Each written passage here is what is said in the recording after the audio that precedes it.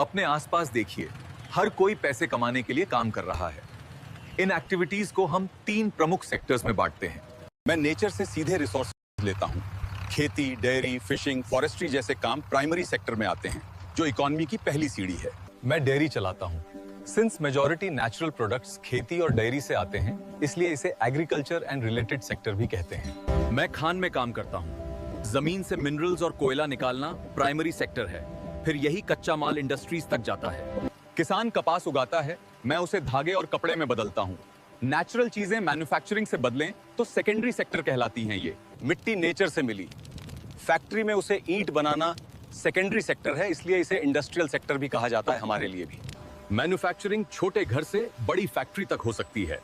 हम कच्चे माल का रूप बदलकर उसका वैल्यू बढ़ाते हैं हर बार भी। मैं ट्रक ड्राइवर हूँ। मैं सामान को खेत और फैक्ट्री से बाजार तक पहुंचाता हूँ। ये ट्रांसपोर्ट सर्विस टर्शियरी सेक्टर में आती है। मैं बैंक मैनेजर हूँ। बैंकिंग और इंश्योरेंस जैसी सर्विसेज प्रोडक्शन को सपोर्ट करती हैं, पर खुद कोई गुड्स नहीं बनाती। ये टर्शियरी सेक्टर है। मैं आईटी इंजीनियर हूँ। कम्युनिकेशन और इंफॉर्मेशन टेक्नोलॉजी की सर्विसेज टर्शियरी सेक्टर में आती हैं, जो लोगों और बाजारों को जोड़ती हैं तेजी से। मैं डॉक्टर हूँ।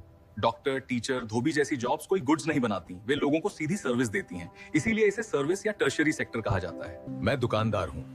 ट्रेड और स्टोरेज से गुड्स ग्राहक तक पहुंचते हैं। ये काम टर्शियरी सेक्टर का इंटीग्रल हिस्सा भी माना जाता है।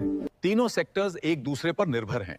किसान को ट्रैक्टर चाहिए जो फैक्ट्री बनाती है, और फैक्ट्री को कपास चाहिए जो नेचर से आता है। मैं समझ गया। नेचर से लेना प्राइमरी, उसे नया रूप देना सेकेंडरी और दोनों को सपोर्ट करना टर्शियरी। यही मिलकर हमारी इकोनॉमी चलाते हैं।